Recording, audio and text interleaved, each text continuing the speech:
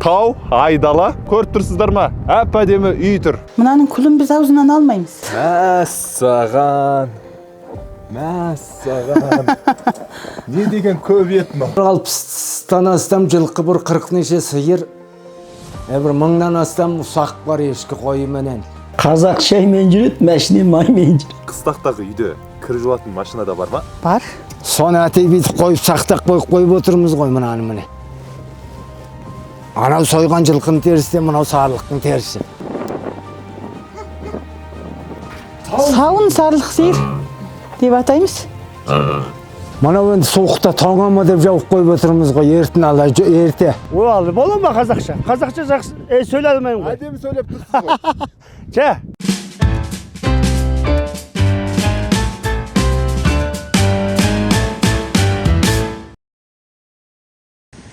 Далада жаңбыр құйып тұр. Жүгімізді ала сөмкеге салып, Альфард такси көлігіне тиедік.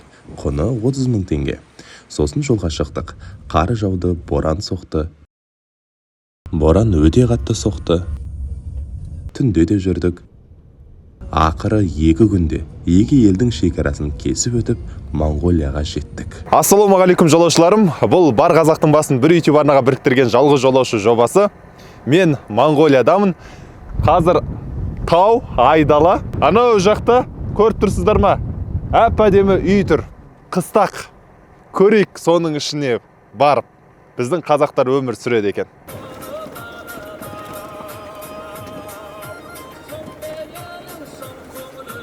Айдала. Тау. Таудың ортасында өзіңіз сарайдай үй тұрғызып қойыпсыздар. Иә. Ал біз мына үйді салғанымыз 3 жыл болды. Осы үйде қазір бала-шағамызбен өмір сүріп отырмыз. Жағдайымыз жақсы. Мына күннен энергия алатын айына мынау 12 мен күннен энергия алады. Осыдан жарық жағып телевизор көріп отырмыз. Соғым сойып алдық. Біз болғанда соғымды көп соямыз ғой. 20-дай ұсақ бір жылқы соямыз. Соғым қайда тұр? Соғымызына тошал үй деген ана. Ал есік жауып па қазір? Есік көресің бе? Иә. Мен кілтін алып келейін. Біз болғанда мына соғымды кептіріп аламыз ғой. Үлкен арсаларға салып. Мынау болғанда көкжал. Осынан да бір баламыз атып алды. Көп тиіседі малға. Сондықтан баламыз, сол аймақта бір баламыз 80 машинасы бар. Сол машиналамын келіп, 3 баламыз осыны қуып, осының алдында атып алып келді. Мынау болғанда кигіз үйдің шаңырағы ғой. Иә. Жазда тігетін үлкен дүз басты кигіз үйіміз бар. Мәссаған. Не деген көп ет мынау? Осындай көп ет аламыз. Осыны кептіріп, жазда дейін балалар осыны жейді. Қойдың іштері мұнақсап, аударып, мұнақсап аламыз. Мұның бәрін тұздап, кептіріп аламыз. Күнде баладар 2 уақыт тамағын істеп ішеді. Сондықтан осындай қалың мал сойып аламыз да.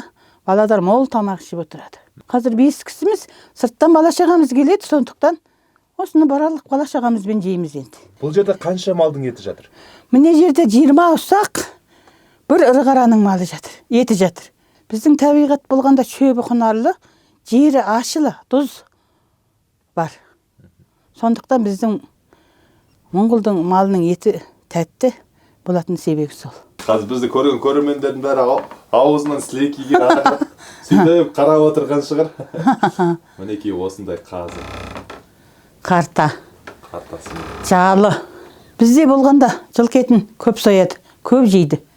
Мынау тұмау-мауға да қандай бір неге жақсы деп жейміз біз.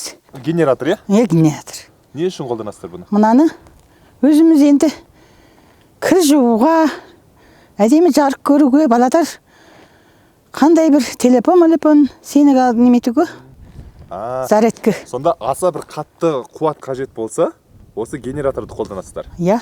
Кір жуғанға. Кір жуғанға. Сонда қыстақтағы үйде кір жуатын машина да бар ма? Бар. Мәссаған. Кеттік, ал үйдің ішін көрейік. Ал пармен жұмыстайды. тамақ су істейді балалар. Қытай пеш деген осы ма? Мынау қолдан жасаған пеш. 1.500.000 істелген қолдан жасалған пеш. Су арқылы бүкіл үйді қыздырады. Қыздырады. Қайтып мынаның болғанда, мынаның күлін біз аузынан алмаймыз. Аны үйден от жаққан күл астына түседі, мынау толады, толғанда айында бір рет тазалап апарып төгіп тұратын аны. Сонда айына бір-ақ рет қана? Бір-ақ рет тазалайды. Әйтпесе мынау асты сол анау үлкен қуыс мынаның асты. Соған күл түсе береді, толғаннан кейін тазалап алып төгіп тастайды. Сол мынау күл алатын жердегі осы. Ана қақпағы бар ана. Ona үйден бұрқылдатып күл алмайды енді. Баяғы заманға сай мынау астынан түсіріп, содан былай тазалап алады. Мынау болғанда ас үй ғой балам, тамақ ішетін. Қазақ шаймен жүреді, мәшіне маймен жүреді. Шайды ішкенді жақсы көресіз? Иә, жақсы. Шай жақсы ғой. Қанша кесе шай ішесіз? Бір ішкенде? Бір ішкенде бір 4-5 ішеміз ғой енді. Беті қол жуатын өрі, мынау кір машина. Өзіміз бүйтіп құямыз. Отқа ысытып аламыз да, құя саламыз мынаған. Ал суды қайдан әкелесіздер? Суды өзен бар бас жақтан. Сол машинамен әкелеміз. Мынау үй жуатын. Бұл да автомат, е? Бұл да автомат. Мынаған соң қойып, сабынын салып. Қолмен жуылмайды. Менің машинам ғой. Мына мен балаларға қолғап, киім кешек тігетін машина. Телеарналар көрсетеді, балалардың әгі балапандарында көріп отырады. Енді мынау таудың етегінде орналасқан жалғыз үй ғой. Ішіне кірсең тура бір таң қаласың. Менің артымда міне теледидар тұр. Бүкіл жергілікті және шетелдік арнаны да көреді екен. Тіпті біздің Қазақстанның балапанды да көрсетіп тұр екен. Тағы бір қатты таң қалғаным, міне бізде айтамыз ғой, натяжной потолок деп ше. Сондай бар ғой. Тіпті менің үйімде жоқ қой мұндай. Біздің үйде мұндай не жоқ та. Қазақ бауырларымыздың жақсы өмір сүріп жатқанына дәлел ғой. Әйтпесе біз ойлаймыз ғой, міне қыстақта өмір сүріп жатса, демек, ой, мал мен, мына үйдің бір жағдайы қиындау, ауырлау деп ойлаймыз. Міне көріп тұрсыздар, кір жуатын машинасына дейін бар, тіпті. Кірді қолмен жумайды. Өте қатты таңғалып отырмын, міне, өте әдемі екен. Монғолиядағы өзіміздің қазақ бауырларымыздың осылай жасап жатқанына мен өзім шын жүректен қуанып тұрмын. Айтып жатырмын ғой, тура қаладағы үйден кем емес екен деп. Тіпті паркетке дейін төсеп қойған ғой үйге. Өзіміздің қазақтарымыз енді осындай үлкен сарай үйлер салынып жатыр. Сондықтан бізде осы бала шағамызбен осындай үлкен сарай үй салып, осыда бізде өмір сүріп, жақсы өмір кешіп, бала шағамызбен, отбасы ошаққасымызбен аман есен отыруға Алла нәсіп етсін деп, осы үлкен сарай үйді салдық балам. Енді қазір 60-тан астам жылқы, бір 40 неше сиыр, бір 1000-нан астам ұсақ бар ешкі қойы менен. Мына малдың сарайы деп айтамыз ғой, енді біздің жақта енді біз мына сара салған қаша деп айтады, үйчік деп айтады мынаны енді. Сол енді тастан жиып мынандай қылып енді қораса болады, біздің жақта ағаш табылмайды. Астан түсеміз? Мынау енді анадан аққан артық көңдерді бер баяғы шығарады, қайт тазалайды баладар мынан. Мынау су қоятын қоймамыз. Суды Ақкөл қалашықтан тасимыз, сол су машина бар, тасып береді, құйып береді. Ақшасына ал мұз қатқан кезде мұз түсіріп аламыз. Мынау енді соғымға сойған сиыр мен жылқының бас терісі ғой. Соны әтей бүйтіп қойып сақтап қойып отырмыз ғой мынаны міне. Анау сойған жылқының терісі, мынау сарылықтың терісі. Бас терісі. Мал жоғалттық десе келеді, мынаны көреді баяғы. Ал енді әйтпесе өзі меншік малың тұрады, мынаны көреді, кетеді. Қазіргі жағдайда. Бұл көріністен қазақтың қаншалықты терең ойлы екенін көруге болады. Мына бас теріні әдейі келген қонақтардың көзіне іліп қойған. Бұл өз малымды өзім жеп отырмын деген белгі ғой. Біреудің малын ұрлап жатқан жоқпын деген сөз. Осы сәтті пайдаланып, Монғолия сапарына қолдау білдірген отандық Чока компаниясының басшысы Рамил мырзаға алғысымды айтамын. Чока рядом қосымшасын сіз де жүктеп алыңыз. Бұл азық-түлікті 15 минутта үйіңізге жеткізетін қызмет түрі. Сілтемені төменге қалдырдым. Ары қарай жалғастырайық.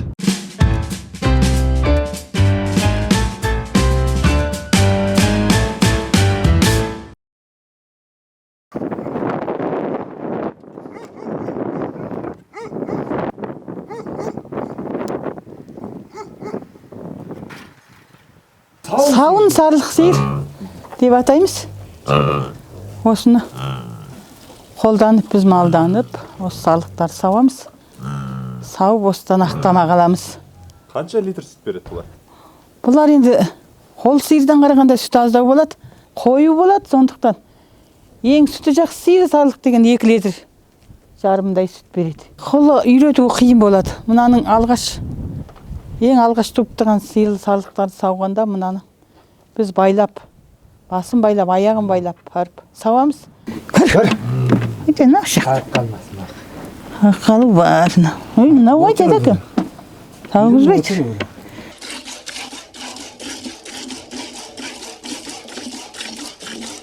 Мынау енді суықта тоңама деп жауып қойып отырмыз ғой, ерте. Мынау жұтамасын, жүдемесін деп. Қысқатты болама, мына алдыңғы суық өтіп кететін болып отыр ғой. Сол суық өтпеу үшін сол андағыларды ертерек жабулап, осындай күтім бағым деген, сол күтім бағым осы ерте бастан бағып күтсең, ертең өзің шаршамайсың боласың ғой. Тобымен жүргенде мынау ит құс қалдырмайды. Мына ұсағын орта қалатта кесегі сыртқа шығып, қорғап мұны ұсақтарын сөйтіп, мына ит құсқа тескізбейді. Мына бірін-бірі өзі қорғайды. Осындай қасиеті бар. Сосын мынау төзімді болады. Қандай суық, қандай боранда мынау қыраттың үстінде жалда тауда жататын мал. Ең қасиеті осы. Сонда бұл жабайы сиыр ғой не? Ай негіз ар жағы тоқымы жабай ғой, енді баяғы біз қолғы үйретіп алып отырмыз ғой. Атам қазақ керей енді осы мал, 5 түлік малмен осыны айландырып осыларды қолға түсіріп үйретіп алған болып отыр ғой. Тебін деп жайлады. Мынауған үлкен сиыр. Мұны шеу биыл туып тұрған кішкене сиырдар мұны жуасытып үйретіп алған. Көр.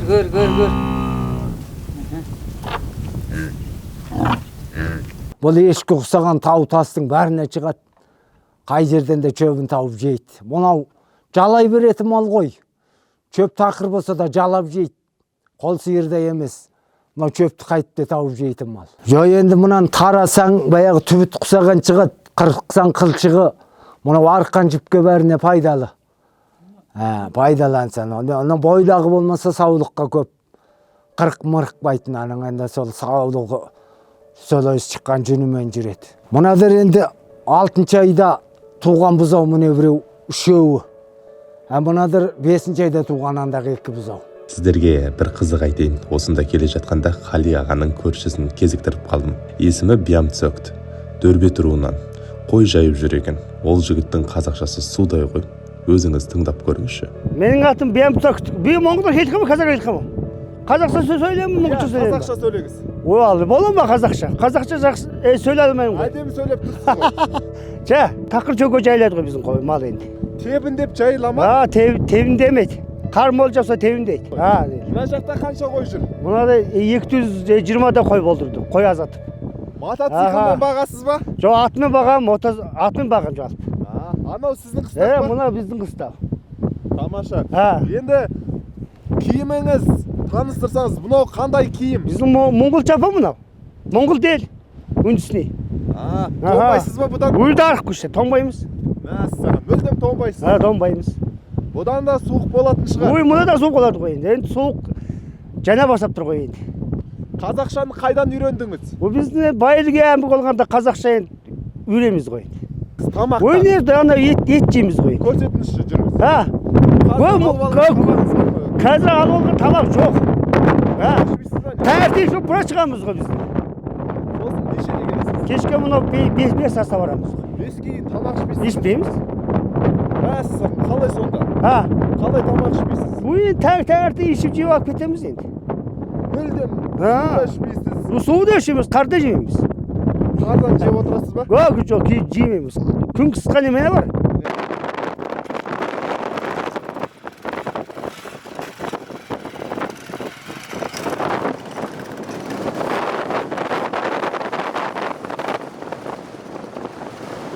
Айында бір барып тұрамыз. Балаларымызға хабарласамыз.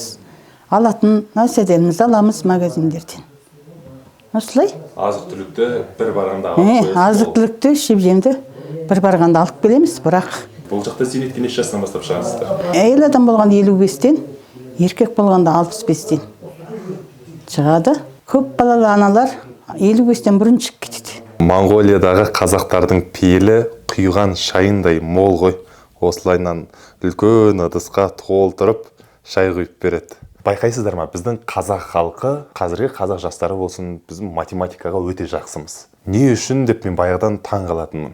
Бұлай қарасаң, математика нақты ғылым саласы. Біздің қазақтардың жақсы болуының себебі ұлттық кодпен беріліп тұр екен ғой. Баяғыда ата-бабаларымыз малды төлдеткен кезде кәдімгі есеп қисаппен жүгінеді екен. Қыстың алғашқы айларында дүниеге келіп қалса, ол өте қиын болады. Мысалы, суық, аяз, малдың жартысы, төлдің жартысы қырылып қалуы мүмкін.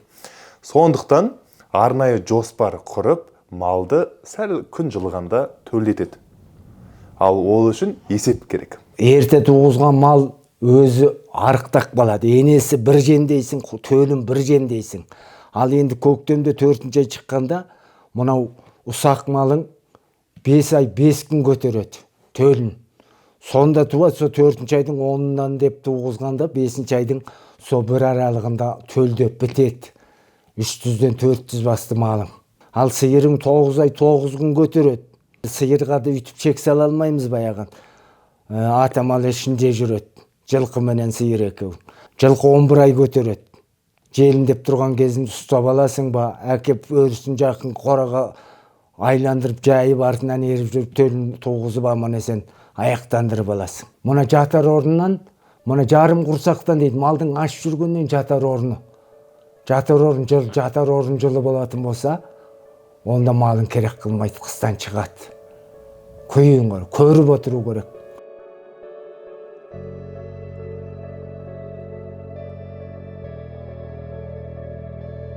Енді болашақта Қазақстанға көшу деген туыстарымыз бала-шағадар келіңіздер деп айтады.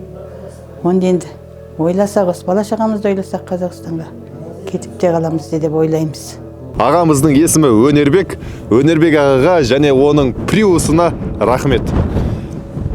Достар, біздің Монғолиядағы шығарылымыз осымен аяқталды. Көп ойлайды, Монғолиядағы қырда өмір сүретін жағдай нашар, жағдай жоқ, қиналып өмір сүріп жатыр деп. Жоқ, бірақ олай емес. Ендеше видео ұнаса лайк басыңыз, пікір жазыңыз және дәл осы видеоны WhatsApp-тағы топтарға таратыңыз.